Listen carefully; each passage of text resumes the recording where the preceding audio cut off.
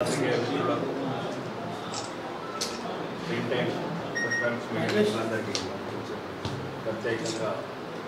Press మీట్కి వచ్చినందుకు ధన్యవాదాలు. మరియు ఈరోజు ముఖ్యంగా ఆర్మూర్ ప్రాంతం మరియు తెలంగాణ మొత్తానికి ఆర్మూరు నియోజకవర్గం మొత్తంలో ఈ 2 నెలల నుంచి రాష్ట్ర ప్రభుత్వం నిర్లక్ష్యంతో ఈరోజు వేలాది మంది రైతులు లక్షలాది క్వింటాల వడ్ల బస్తా తడిసి ముద్దయిపోయింది. అంటే ఇక్కడ ఏదైతే ఆర్మూర్ ప్రాంతంలో రైతు వాళ్ళు కన్నబిడ్డలాగా పెంచుకున్న వరి రోడ్ల మీద ఎండకొచ్చి ఎండకి వర్షానికి తడుచుతూ వడగల్ల వానలు ఏడుస్తూ రైతులు కన్నీరు కాల్చుకుంటే రాష్ట్రానికి చెందిన ఏ ముఖ్య నాయకులు పట్టించుకోరు. అర్థమైపోయింది. ముఖ్యంగా నిజామాబాద్ జిల్లాతో పాటు తెలంగాణ నిన్ననే కాళేశ్వరం, భూపాలపల్లి, నిర్మల్ జిల్లాలు కూడా వెళ్ళడం జరిగింది. ప్రతి చోట రైతు కన్నీరు తప్ప ఏదైతే రైతు ప్రభుత్వం అన్న ఈ మోసగారి ప్రభుత్వం హిందువుల్లో ఈరోజు రైతును కూడా నట్టేయడం వచ్చింది. మరీ ముఖ్యంగా 1 మంత్ కింద రైతు మహోత్సవం జరిగినప్పుడు ప్రత్యేకంగా చెప్పడం జరిగింది, మీరు రైతులని విసర్జించద్దు. రైతు కల్లాల ఏదైతే వడ్లగించిందో రైతు కన్నీరు రావాలంటే దాన్ని ఒక్కిడి చేసి రైస్ మిల్లర్ చేరడం. అయినా అందాల పోటీల మీద ఉన్న శ్రద్ధ, హెలికాప్టర్లలో మోజులు తీసుకున్న శ్రద్ధ, ఢిల్లీకి వెళ్ళి ఫైరవులు చేసుకునే శ్రద్ధ, ముఖ్యమంత్రికి ముఖ్యమైన నాయకులంతా ఢిల్లీలో ఉన్నారు. తెలంగాణ రైతాంగం అంతా రోడ్ల మీద ఉంది. అధికారులంతా అందాల భావన దగ్గర ఉన్నారు. ఇదెక్కడి న్యాయం? ఇదెక్కడి పాలన? చేతగాని ప్రభుత్వం, రైతు ప్రభుత్వం అని రైతులను మోసం చేసి అన్ని రకాలుగా రైతు రుణమాఫీ కావచ్చు, రైతు బంధు కావచ్చు, ఇంకా రకరకాల మోసాలు, అన్ని మోసాలతో గద్దెనిక ప్రభుత్వం సుమారు సంవత్సరంన్నర నుంచి పరిపాలనలో మెలకువలు నేర్చుకోకుండా ఫైరవులు, అవినీతి మీద ఈరోజు కూడా ప్రధాన నాయకుడు, సీనియర్ నాయకుడు ఏ దాంట్లో డబ్బులు వస్తాయి, 4th సీట్ల డబ్బులు వస్తాయా, 5th సీట్ల డబ్బులు వస్తాయా, రాష్ట్రాన్ని ఎట్లా దోచుకుందాము, ఎటువంటి అభివృద్ధి లేకుండా ఒక ముఖ్యంగా ఇంకా సిగ్గుపడే విషయం ఏంటంటే ప్రభుత్వ ముసుగులో పెంచారు. ఈరోజు మీరు పేపర్లలో చూసిండొచ్చు, ఇంగ్లాండ్కి చెందిన ఇంగ్లాండ్ మమ్మల్ని స్పాన్సర్స్తోని పడుకోమంటున్నారు. అంటే ఒక రాష్ట్ర ప్రభుత్వం సిగ్గు చెరము అన్ని వదిలిపెట్టి అధికారికంగా అందాల పోటీలకు బదులు వ్యభిచార పోటీలు నిర్వహించే స్థితికి దిగజారిపోయింది రాష్ట్ర నాయకత్వం, కాంగ్రెస్ ప్రభుత్వం. ఒకవైపు రాష్ట్రం ముఖ్యంగా మా ప్రధాన డిమాండ్ తెలంగాణ వ్యాప్తంగా ఏదైతే రైతాంగం మీద నష్టపోయిందో వెంటనే ఎటువంటి ఆలస్యంకు తావు లేకుండా ఏ చర్యలు తీసుకుంటారు, ఎక్కడి నుంచి మీరు లేబర్స్ తెప్పించుకుంటారు, ఎక్కడి నుంచి లారీస్ అనేది తీసుకుంటారు, ఎట్లయితే మీరు పొలిటికల్ మీటింగ్కు 10,000 లారీలు, రేవంత్ రెడ్డి మీటింగ్లకు, రాహుల్ ఖాన్ మీటింగ్లకు ఎట్లయితే మీరు వేలాది లారీలు తెప్పించుకుంటారు, మరి రైతులకు ఎందుకు వస్తలేదా ఆలోచన? రైతుల రోడ్ల మీద ఉన్నారు. కాబట్టి రైతులకు ఏదైతే నష్టం జరిగిందో ఈరోజు వర్షంలో తడిచిన వడ్లు కావచ్చు, మొలకెత్తిన వడ్లు కావచ్చు, ప్రతిదీ కూడా ఎటువంటి తరువు లేకుండా వెంటనే అది తీసుకొని సంబంధిత రైస్ మిల్లకు కావచ్చు లేదా తరలించాలి. ఒకటి ముఖ్యంగా రైస్ మిల్ల కూడా సుమారు చాలామంది వేలాది మంది రైతులు నిర్మల్ కావచ్చు, భూపాలపల్లి కావచ్చు, కరీంనగర్ కావచ్చు, ఎక్కడికి వెళ్ళిన పర్యటనలలో రైతులు చెప్తున్నారు సుమారు 13 కిలోల తరువు తీసుకుంటారు. సన్నాలని మోసం చేసింది మీరు, సన్నాసులు. సన్నాలని చెప్పినప్పుడు సన్నాసులకు తెలివి ఉండాలి. మా దగ్గర కూడా ఉన్నారు యోగి గారు, సన్యాసి గారు. 74,000 కోట్ల మిగులు బడ్జెట్తో రాష్ట్రాలని పరిపాలిస్తున్నాడు. శాంతి భద్రతలు కావచ్చు, అభివృద్ధిలో కావచ్చు, రైతుల గురించి. ఇక్కడ ఈ సన్నాసులు ఏమో సన్నట్లు అని చెప్పి కూడా సన్నట్లు తీసుకోవాలని పరిస్థితి ఉన్నారు. కాబట్టి రాష్ట్ర ప్రభుత్వం కావచ్చు, కాంగ్రెస్ నాయకులు కావచ్చు, ముఖ్యంగా ఈ ప్రాంతంలో ఉన్న సీనియర్ నాయకులు కావచ్చు, దయచేసి మీ పదవుల గురించి ఫైర్ వదిలిపెట్టండి. వచ్చినప్పుడు వస్తే పదవులు పోతాయి. ముఖ్యంగా ఈ జిల్లాని, మరి ముఖ్యంగా తెలంగాణ రైతాంగాన్ని వెంటనే ఆదుకోవాలి. ప్రధాన డిమాండ్ ఏంటంటే తరుగు లేకుండా, ఎటువంటి తరుగు లేకుండా రైతులకు మీరు ఏదైతే మేము లెక్కలు ఇస్తాం మీకు, రైస్ మిల్లాలు సుమారు 13 కిలోల తరుగు తీసుకుంటారు. ఆ లెక్కలతో పాటు రైతుకు మీరు అది తరుగు తీసిన దానికి 1 కిలో నష్టం లేకుండా, ఎటువంటి డబ్బు నష్టం లేకుండా అంటే రైతుల ఖాతాలో వేయాలి. ఏదైతే రైతులది మీరు ప్రొక్యూర్ చేసుకున్నారో ఇమ్మీడియట్లీ సన్నాలు ఇంతవరకు ఇంకా డబ్బులు పడట్లేదు, ఆ డబ్బులు కూడా వేయాలి. మరి ముఖ్యంగా ఇంకా ఆర్మూర్ వరకు వస్తే కొందరు ఏదైతే మొన్న కబ్జాలు అధికార పార్టీ ముసుగులో కబ్జాలు చేస్తున్నారు, మళ్ళా పదం వాడుతున్నాను. మళ్ళీ నాకు ముందు రాకేష్ రెడ్డి చేయాలి. ప్రజల సొమ్ము తిన్న ఏ నా కొడుకును బతికారు అనుకుంటున్నారు కొడుకులారా మీరు ఈ అధికార పార్టీ ముసుగులో. ఎన్ని వద్దులు ఉంటారు? ఇంతకుముందు కథ లెక్క చెప్పిన మేడం ఎన్ని వద్దులు ఉంటారని చెప్పిన పోలీసులని.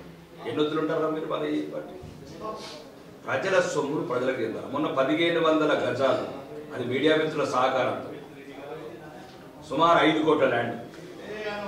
ఇంకా చాలా దృష్టికి వస్తుంది ఎక్కడెక్కడ కబ్జాలు చేస్తున్నారు ఆర్మూర్లో.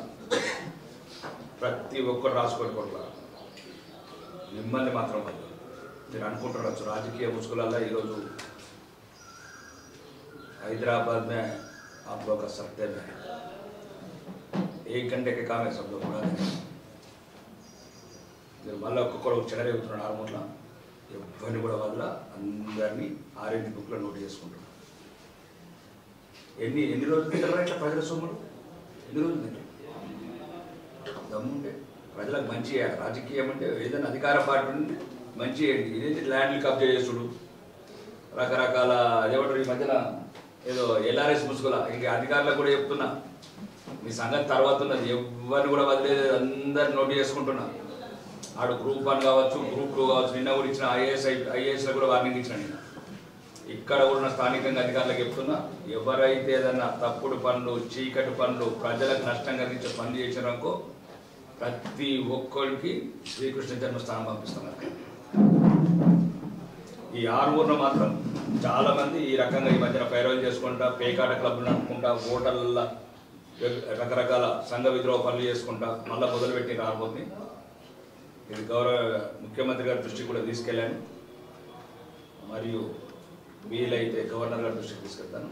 I want a peace Armoor, clean Armoor, neat Armoor, green Armoor, safe Armoor. ముఖ్యమంత్రి గారు ఇదే మున్సిపల్ అక్రమాలు, మున్సిపల్ అక్రమాలు లెటర్ కూడా ఇవ్వడం జరిగింది. నేను నిన్న కూడా ఇన్వెస్టిగేషన్కి వచ్చాను వరంగల్ నుంచి. ఎక్కడెక్కడైతే అంటే మీకు మళ్ళా మొదలుపెట్టారు భూములు, ప్లాట్లు, అండ్ ఏమంటే మన కెనాల్, ఇరిగేషన్ ల్యాండ్స్,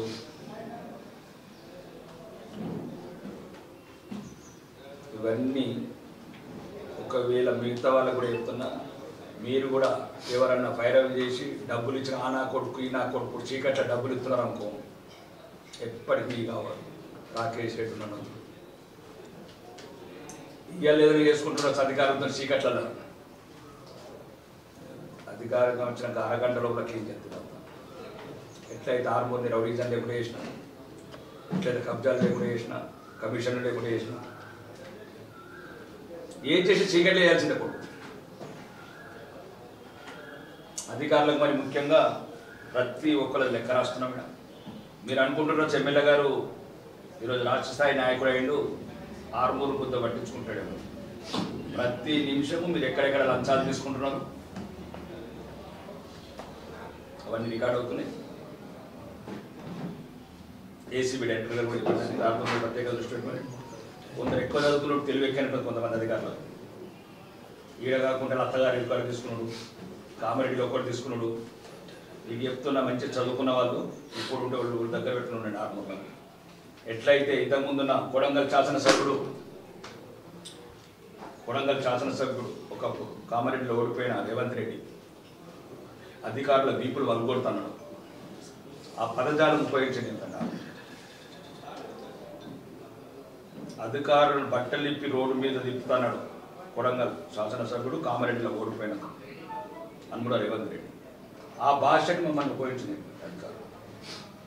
ఏదైతే నియమాలు ఉన్నాయో ప్రభుత్వ రూల్స్ అండ్ రెగ్యులేషన్స్ ఉన్నాయో ఆ ప్రకారం ఇప్పటికే 100 కోట్ల ల్యాండ్స్ కబ్జా అయిన ఉన్నాయి. సర్వే నెంబర్ 136 అక్కడెక్కడ ఆలి టవర్స్ దగ్గర ల్యాండ్ కావచ్చు. ఇప్పుడు కొన్ని దృష్టికి వచ్చినాయి, మళ్ళీ ఇవన్నీ ఇప్పుడు విజిట్ చేస్తున్నాం. 9 సైట్లు 10% ల్యాండ్స్ ఇంకా అక్రమంగా పేకాటలు మళ్ళీ అక్కడక్కడ మొదలుపెట్టారు. దయచేసి మీడియా మిత్రులకు కూడా చెప్తున్నాను, సహకారం ఇంకా అవసరం పడుతున్నాం. ఎట్లయితే నన్ను గెలిపించడానికి ఎట్లా అవసరం పడ్డారో మీరు. ఈరోజు ఆర్మూరు ఇంత ప్రశాంతంగా ఉందంటే ప్రధాన కారణం మీడియానే. ఎందుకంటే నాకు ఆ సహకారం అందించి నన్ను ఈరోజు ఇంత గుర్తింపు వచ్చే నాయకుడిగా, ఎందుకంటే మీ కళలే నన్ను ఈరోజు పై రాకేష్ రెడ్డిగా ఫస్ట్ ప్రపంచానికి పరిచయం చేసిన, మీరు పోసిన ఊపిరి, మీరు పోసిన ధైర్యం, మీరు ఇచ్చిన సహకారం వల్ల ఈరోజు రాష్ట్ర వ్యాప్తంగా పై రాకేష్ రెడ్డి అంటే 2 రాష్ట్రాలలో గుర్తింపు వచ్చిందంటే ప్రధాన కారణం ఆర్మూరు మీడియాకి వెళ్తుంది. కాబట్టి దయచేసి మీరు మళ్ళీ ఈ చీకట్లో జరిగే కార్యక్రమం మీకు ఇబ్బంది ఉంటే నాకు చీకట్లోనే చెప్పండి. మీకు ఇబ్బంది ఉంటే నాకు చీకట్లోనే చెప్పండి. కానీ ఇంకా ఈ రాష్ట్రంలో ఏదైతే ఇప్పుడు అవినీతి సాగంగా అహంకారంతో పూర్తిగా తెలంగాణ ప్రజలను అప్పుల పాలు చేసి కాళేశ్వరం లాంటి ప్రాజెక్టులో వేలాది కోట్లు మళ్ళీ ఎన్నికేసుకుంటున్న ఈ కాంగ్రెస్ ప్రభుత్వం కూడా భారతీయ జనతా పార్టీ ప్రధానంగా డిమాండ్ చేస్తుంది, ఏదైతే కాళేశ్వరం ప్రాజెక్టుతో ఇమీడియట్లీ సీజేపీ జరిగిందని దాని మీద తెలుస్తాం. నిన్న కూడా మేడారం సందర్శించడం జరిగింది. దేనికి పనికిరాని ప్రాజెక్టు కట్టినట్టు నిన్న కూడా కోమటిరెడ్డి వెంకటరెడ్డి గారు అండ్ నాకు చెప్పాడు కదా, నిన్న ఏమంటారు ఇంజనీర్ సివిల్ ఇంజనీర్ నేను చెప్తున్నా దేనికి పనికిరాదని. సివిల్ ఇంజనీర్గా ముఖ్యంగా రాష్ట్రంలో జరిగిన ఏదైతే అక్రమాలు ఉన్నాయో రేవంత్ రెడ్డి నువ్వు కాంప్రమైజ్ కాకుండా మీ ఒకప్పటి పార్ట్నరు ఇప్పుడు చీకట్లో పార్ట్నర్ అయిన కల్వకుంట కవిత గారికి సహకారం అందించకుండా తెలంగాణ ప్రజల సొమ్ము దోచుకున్న కుటుంబానికి చీకట్లో హత్తాసు పలకకుండా ఏదైతే ఈరోజు కవిత గారు ఎన్నుకోండి రాజకీయం చేస్తున్నావు రేవంత్ రెడ్డి, తెలంగాణ ప్రజలు గమనిస్తున్నావు. చీకట్లో ఏవైతే మీ ఒప్పందాలు ఉన్నాయో భారతీయ జనతా పార్టీ ఎండగడుతుంది. అది ముఖ్యంగా కేసీఆర్ గారు మీ పార్టీలో రాజయ్య లాంటి వాళ్ళకి ఒక న్యాయం, 6 నెలలు జైలు ఉన్న ఒక న్యాయం, ఏమి దళిత బిడ్డలకేమో 5 నిమిషాల పార్టీకి వెళ్ళకూడదు, 6 నెలలు జైలు వచ్చిన కూతురికేమో ఇంకా పార్టీలో పెట్టుకొని ఈరోజు తెలంగాణ ప్రజలు మళ్ళీ మోసపుస్తున్నారు. మరి ముఖ్యంగా రాష్ట్ర రాజకీయాలు కూడా కవిత గారు అలా డాడీకి లెటర్ రాయడం, అది ఆకాశం మీద విశ్లేషించినట్టు బీజేపీ గురించి మాట్లాడు. నువ్వేం చేసి చేయలేకపోయినావు, కవిత నిన్ను బాధ పెట్టిరని అంటున్నావు. దేని గురించి బాధ పెట్టినావు? సారా వ్యాపారం చేయమన్నది ఎవరు? 400 కోట్లు ఇల్లు కట్టుకున్నది ఎవరు? 1,00,000 కోట్లు బ్యాంకులో పెట్టుకోమన్నది. మామూలు స్థాయి నుంచి అమెరికాలో మామూలు ఉద్యోగం చేసినారు. ఈరోజు ఇన్ని లక్షల కోట్ల ఆస్తి ఎక్కడికి వచ్చింది? మళ్ళీ నీ స్థాయికి తగ్గట్టు మాటలు మాట్లాడాలి. స్థాయి మర్చిపోయి ఏదో 4 మంది జై కొట్టేవాళ్ళు ఉన్నారు, 4 బ్యానర్ కట్టేవాళ్ళు ఉన్నారంటే ఇప్పటికే నిజామాబాద్ ప్రజలు గుణపాఠం చెప్పారు. ఇంకొకసారి బీజేపీ మీద అవాపించేవారు పెద్ద మాత్రం. ఒకవేళ మీ అన్న అదేమన్నా స్విట్జర్లాండ్ బ్యాంక్ లాకర్లలో తాళం చేయలేమని ఉంటే మీకు ఇవ్వకపోతే ఈ బాధ అంతా స్విట్జర్లాండ్ లాకర్ నుంచి కావచ్చు. సంతోష్ అన్నకు ఒకటి ఇచ్చిండు, కేటీఆర్ అన్నకు ఒకటి ఇచ్చిండు, హరీష్ బాబుకి ఒకటి ఇచ్చిండు, నీ లాకర్ తాళం చేయించారని బాధ ఉంటే అది మీ కుటుంబ సభ్యులు నిర్ణయించుకోండి. నన్ను జైలుకే ఉంటుంది. వేలాది కోట్లు అవినీతి చేసి 50 ఫోన్లు వాళ్ళు కొట్టి 5,000 పేజీల ఆధారాలు సుప్రీంకోర్టు ఉన్నాయి. ఎవరన్నారు మీడియా అడుగుతున్నది, మమ్మల్ని చూడడానికి రాలేదు మా నాన్న అందు గురించి రాలేదు. చూడగానే పేరు మీద నువ్వు మళ్ళీ కూడా లోపలికి పోవచ్చు, మళ్ళీ పంపిస్తారు రాష్ట్ర పాపం నాన్న ఏం చేస్తారు కేసీఆర్ ఎప్పుడు కూడా పోవచ్చు. ఈ టైంలో మీ కుటుంబ రాజకీయాలు మీ అవినీతి సొమ్ము పంపకాలని తెలంగాణ ప్రజల్ని మీరు సైడ్తో పట్టించకండి. ఈరోజు తెలంగాణ ప్రజలు బాగా ఇబ్బందికరమైన పరిస్థితుల్లో ఒకవైపు నిరుద్యోగం, మీకు ఏదైతే ఈ ప్రభుత్వం 6 గ్యారెంటీలని 420 గ్యారెంటీలని ఎట్లయితే తెలంగాణ ప్రజలు మోసం చేసే ఢిల్లీ సుల్తాన్ల చుట్టూ తిరుగుతున్నాడు 42వ ముఖ్యమంత్రి. మహాలక్ష్మి కావచ్చు, స్కూటీలు కావచ్చు, 4000 రూపాయల పెన్షన్ కావచ్చు, లక్షలాది ఉద్యోగాలు కావచ్చు, ఇవన్నీ మోసం చేసి ఈరోజు డైవర్షన్ పాలిటిక్స్లో రోజుకొక రకంగా మాట్లాడే రాష్ట్ర ప్రభుత్వం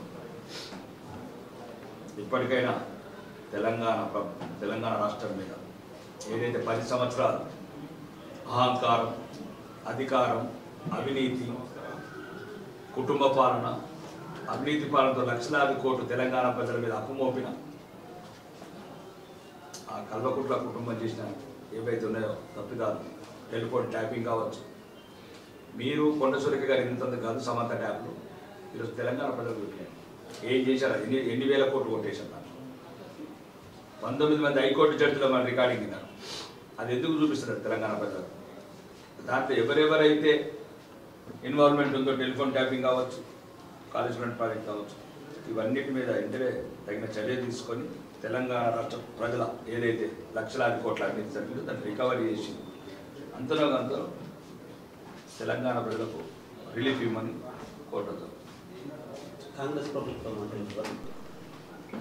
బీజేపీ ఒకటి భారతదేశం గురించి పార్టీ, ఈ దేశం గురించి, ఈ ధర్మం గురించి, ఈ సంస్కృతి గురించి, ఈ సాంప్రదాయం గురించి, ఈ సనాతన ధర్మం ఒడిగట్టకుండా, ఈ దీపం ఆరిపోకుండా హిందువుల గురించి, ప్రత్యేకంగా హిందువుల గురించి ఉన్న పార్టీ ఒక పార్టీ.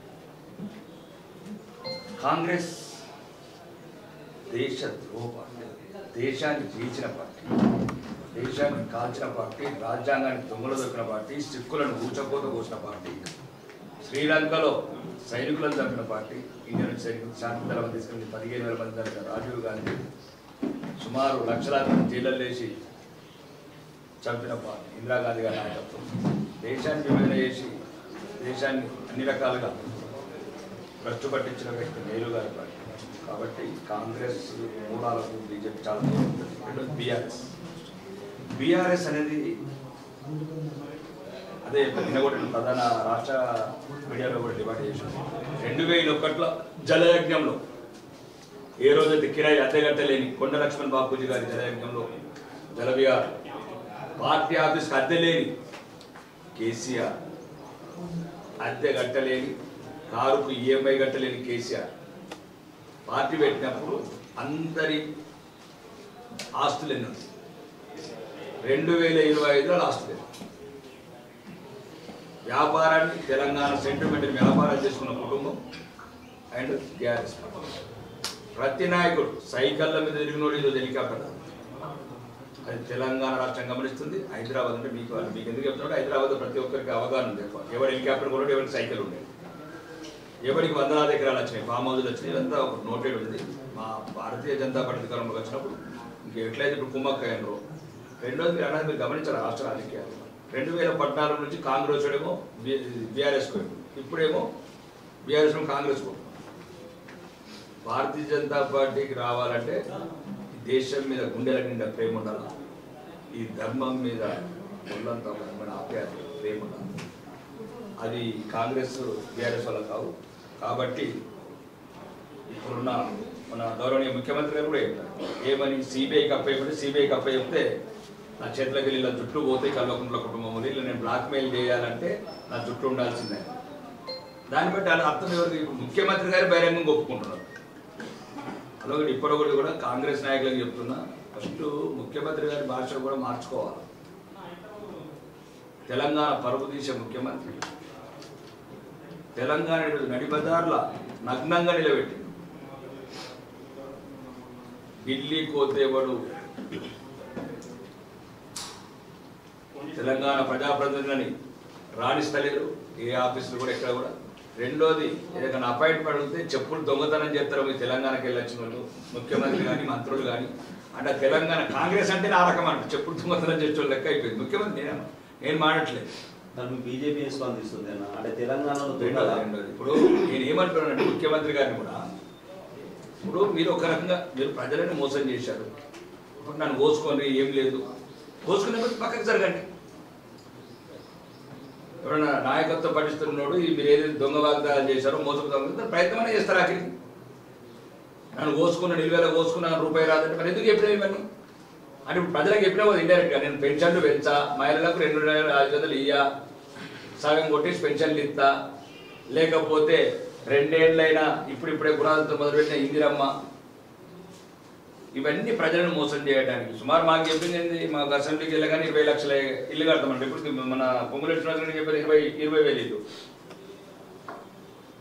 కాబట్టి అవినీతి పరిపాలన, అసమర్థ పరిపాలన, అబద్ధాల పరిపాలన ఒకవైపు రాష్ట్రాన్ని మొత్తం ప్రపంచంలో రిమోట్ రాష్ట్రంలో ఏం లేదు, అప్పుల పాలైపోయినాం.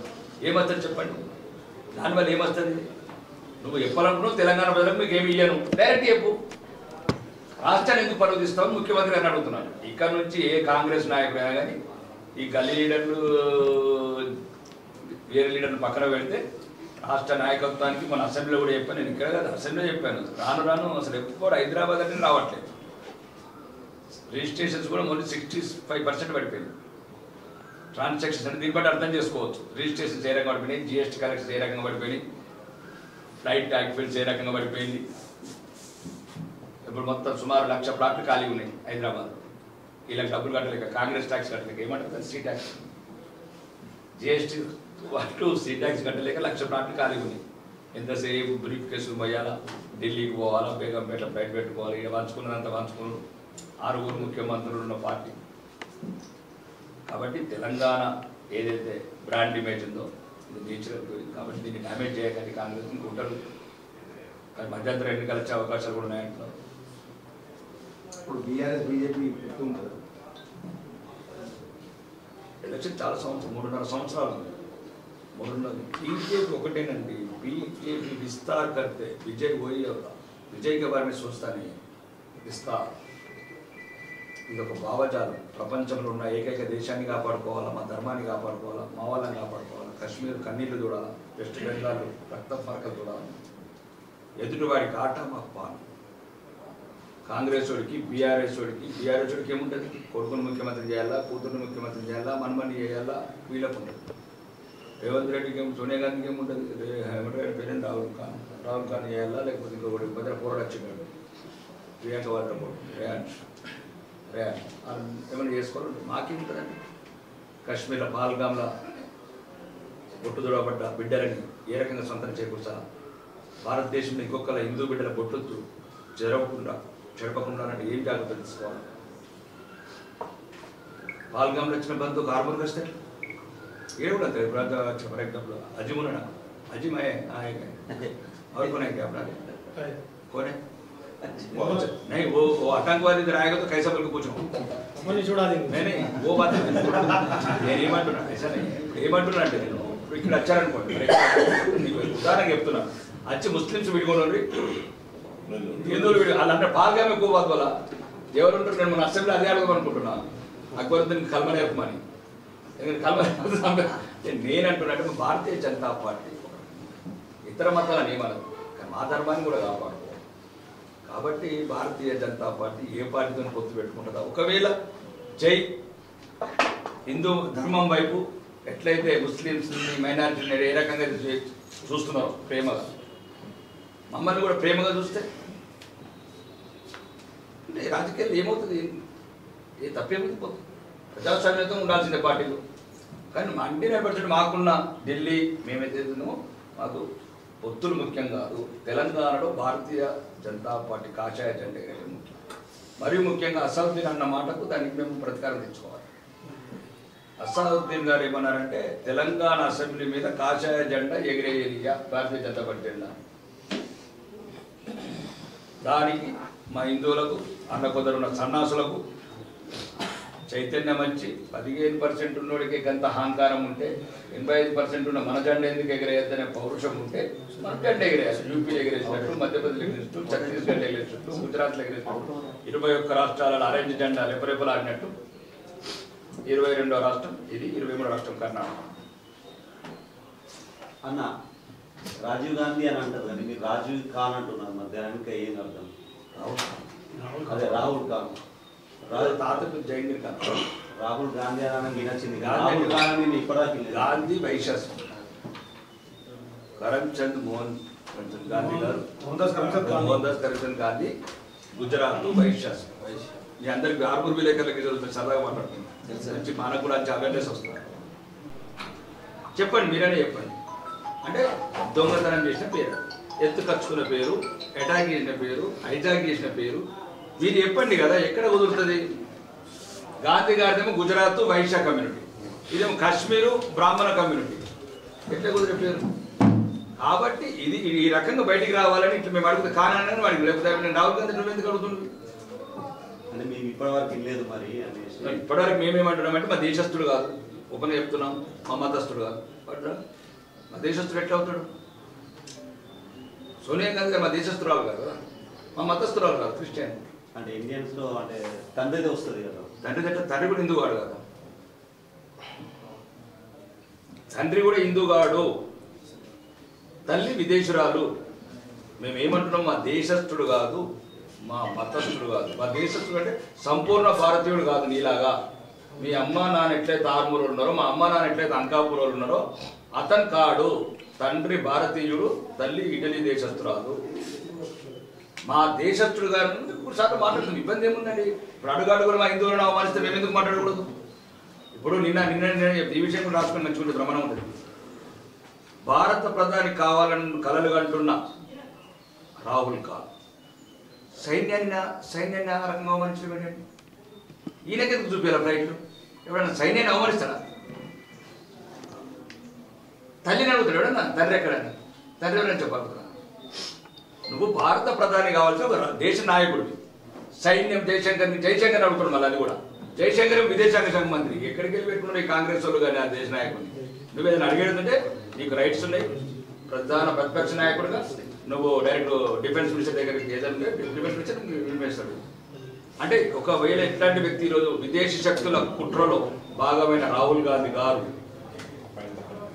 ఆర్మీని అవమానించినట్టు, భారత సైన్యాన్ని అవమానించినట్టు, ఈరోజు చాలా మందికి మేము ఏమనుకుంటున్నాం, మేడ్ ఇన్ ఇండియా అంతా పాకిస్తాన్ ట్రయల్ చేస్తున్నాం, టెస్ట్ చేస్తున్నాం. ఓకే, బ్రహ్మోస్ ఎంత దూరం పోతుంది, ఆకాశం కొట్టగలుగుతుంది. వీర వనితలను కన్నా దేశం మర్చిపోయింది ఇప్పుడు యువత. ఝాన్సీ లక్ష్మీబాయి చరిత్రలు ఇవి చూసి ఇప్పుడు మేము చూసాం కదా, సోఫియా ఖురేషి,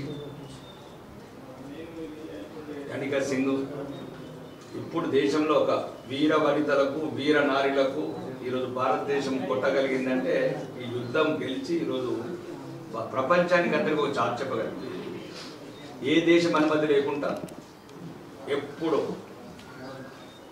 మా కంట్రీ గురించి ఎక్కడ అటాక్ చేస్తాం. రెండోది చాలా మంది అనుకుంటున్నారు ఏంటంటే యుద్ధం ఆపేది కాదు, అందరిలో ఉంది. యుద్ధం ఎప్పుడు ఆపాలా, ఎప్పుడు అపర చంద్రగుప్తుడు, అపర చాణక్యుడు, నరేంద్ర మోడీ గారి బాధ. మా ఉద్దేశం పాకిస్తాన్ ప్రజలను చంపడం కాదు, పాకిస్తాన్ ఉన్న తీవ్రవాదులని ఏరివేయడమే తప్ప పాకిస్తాన్లో అది కూడా 20 కోట్ల మంది ఉన్నారు. 20 కోట్ల మంది తీవ్రవాదులు కానీ మీకేదో తెలుగు సినిమాలో చూసినట్టు 3 గంటలు కనుక బాగుంటుండే, తుపాకీ పెడితే బాగుండే అట్లా కాదు కదా. ఒక తుపాకీ వెనకాల ఎన్ని కుటుంబాలు ఉంటాయి? ఇందిరాగాంధీ లాగా కాదు కదా, 17,000 మంది సైనికులను చంపి 90,000 మంది సైనికులని వదిలిపెట్టిన ఇందిరాగాంధీ నాయకత్వం కాదు కదా. 17,000 మంది సైనికులను చంపింది బంగ్లాదేశ్ యుద్ధంలో. ఈరోజు బంగ్లాదేశ్ ఏ దేశం గురించి అయితే ప్రాణాలు అర్పించినామో ఆ బంగ్లాదేశ్ పాకిస్తాన్ మిత్ర దేశం అయింది. 1 కోటి మందికి సంవత్సరం అంతా ఉచిత రేషను, అన్ని రకాలుగా భారతదేశం సహకారం చేసింది.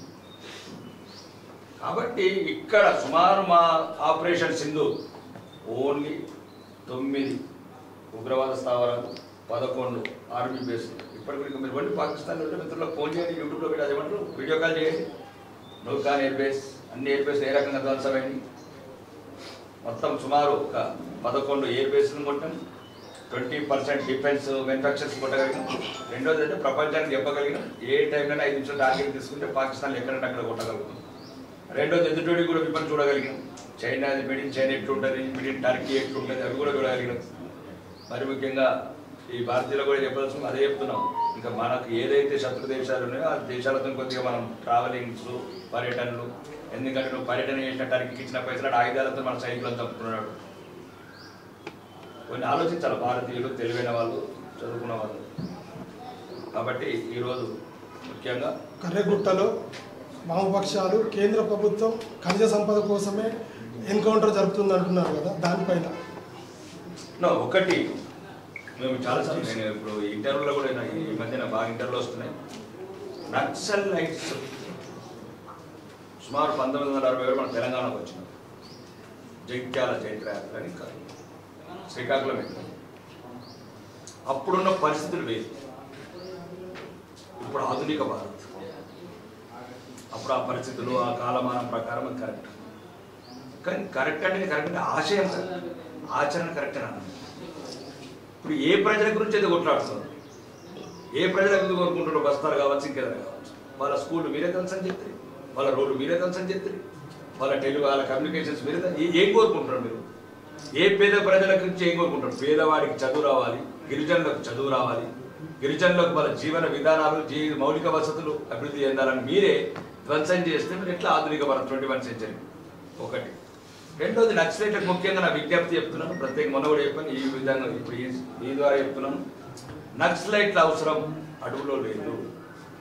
మీరు నా వ్యక్తిగత నిజాయితీ, నిర్భయం, పేద ప్రజల పట్ల ప్రేమ మీ అవసరం సమాజంలో ఉంది. దొరికినోడు దోచుకుంటున్నట్టు నా కొడుకు లక్షలాది కోట్లు తెలంగాణను దోచుకుంటుంది. మీరు సమాజంలోకి రండి, సమాజంలో కలవండి, ఐపీఎస్లకు ట్రైనింగ్ చేయండి, ఐఏఎస్లకు ట్రైనింగ్ చేయండి. అడవులో పోయి అసలు బాసే బదులు, ఎన్కౌంటర్లలో రకరకాల ఇంటర్వ్యూలో మీరు ప్రాణాలు కోల్పోయే బదులు, ఈరోజు ప్రపంచం అంతా ఒక 21వ సెంచరీ ప్రపంచం పరిగెడుతున్నది బుల్లెట్ ట్రైన్ లాగా. ఈ టైంలో మీరు పేద ప్రజల స్కూళ్ళు ఫెయిల్ చేయడము, వాళ్ళ రవాణా సంస్థలు ఫెయిల్ చేయడము, మీకు పేదవాడికి ఏం చేస్తారు మీరు? ఇది కరెక్ట్ కాదు. మీరు ఏదైతే అక్కడికి జరగాల్సిన అభివృద్ధి జరుగుతుంది, జరిగిపోయింది కూడా. 50 ఏళ్ళ కింద భారత్ వేరు, ఇప్పుడున్న భారత్ వేరు. ఆల్రెడీ వచ్చింది కూడా అప్పుడు 23% 2%కి వచ్చాను. అంటే 21% ప్రజలు మిమ్మల్ని దూరం పెడుతున్నారు, ఎందుకంటే మీ వల్ల అభివృద్ధికి దూరం అవుతున్నామని. అవును, ఏదైతే అణిచివేత మేము ఒప్పుకుంటే, అణిచివేత వచ్చినప్పుడు అది ఆవేశంలో ఆ సంఘటనలు వచ్చినాయి. ఈ సమయంలో మాత్రం నక్సలైట్లకు బహిరంగంగా విజ్ఞప్తి చేస్తున్నాం, దయచేసి నక్సలైట్ కావచ్చు, నక్సలైట్ సానుభూతి కావచ్చు, రండి, మీరు మేము ప్రజాస్వామ్యయుతంగా కలుద్దాం. ఎక్కడెక్కడైతే ఇట్లా వేలాది కోట్లు, లక్షలాది కోట్లు, కాళేశ్వరం కావచ్చు, భగీరథ కావచ్చు, కాకతీయ కావచ్చు, ఇట్లాంటి ఏదైతే లక్షలాది కోట్ల అవినీతి జరుగుతుందో దాన్ని సమాజంలో నిలదీద్దాం. ఇలాంటి ధైర్యవంతులు, నిజాయితీ పనులు ఇప్పుడు అవసరం ఉంది సమాజానికి, అడుగులలో లేదు. రెండోది, చర్చలు జరుగుతున్నాయి, వేలాది మంది నక్సలైట్లు లొంగిపోతున్నారు, జనజీవన సంస్థలు కలుస్తున్నారు, వాళ్ళకి కావాల్సిన సౌకర్యాలు కల్పిస్తాం, వాళ్ళ భవిష్యత్తు భరోసా భారతీయ జనతా పార్టీ. రెండోది, వాళ్ళ ఆశయాలను ప్రజాస్వామ్యయుతంగా తీసుకెళ్తాం. తర్వాత మనం ఒక పర్యటన చేద్దాం 87 గ్రామాలకు. ఏదైతే రాష్ట్ర ప్రభుత్వం ఇందిరమ్మ ఇల్లు ఇంకా ఫైనల్ అవుతున్నాయి, అన్ని ఫైనల్ అన్ని కొంచెం ఉన్నాయి. ఇవి ఎక్కడెక్కడ కడుతున్నారు, ఎట్లా కడుతున్నారు, నిజమైన అరువులకు వస్తున్నాయా లేవా? మీ కళాలు అయితేనే కొద్దిగా కళ్ళు విప్పగలుగుతాయి. కళ్ళ ఇబ్బంది పడుతుంది. ఒక 10 విలేజ్లో వెళ్దాం, మొత్తానికి కొద్దిగా ఇక్కడ నుండి కరెక్షన్ చేయడానికి జరుగుతుంది. ఒక ఎమ్మెల్యేగా మీరు ఒక మీడియాగా మనం కలిసి వెళ్తే కొద్ది సిస్టమ్ లోపల కూడా కొద్ది అధికారులు కూడా చలనం వస్తుంది, అంతే కదా. అంటే ఫీల్డ్ లెవెల్లో చూస్తే అది ఒక అవగాహన వస్తుంది. ముఖ్యంగా ఈ రాష్ట్ర ప్రభుత్వం కూడా ఏదైతే ఈ ఫసల్ బీమా అమలు చేయడం అనేది రాష్ట్ర రైతాంగం నష్టపోతుంది. ప్రధానంగా కాంగ్రెస్ ప్రభుత్వానికి డిమాండ్ చేయడం ఏంటంటే ఈ రాష్ట్రంలో వెంటనే ఫసల్ బీమా సెంట్రల్ గవర్నమెంట్ ఏదైతుందో ఆ పథకం వెంటనే అమలు చేయాలా. రైతులకు వెంటనే ఎక్కడెక్కడ నష్టపరిహారం, మళ్ళీ ముఖ్యంగా 30,000 ఎకరాల సజ్జ, ఈ సజ్జ కూడా బాగా ఈ మధ్యన వర్షాలకు కలిసింది. సజ్జ, నువ్వులు, ఏవైతే అంతర్ పంటలు తెలంగాణ రాష్ట్ర వ్యాప్తంగా రైతాంగం నష్టపోయిందో వెంటనే నష్టపరిహారం చెంది కల్పించాలని ప్రధాన డిమాండ్ భారతీయ కొంచెం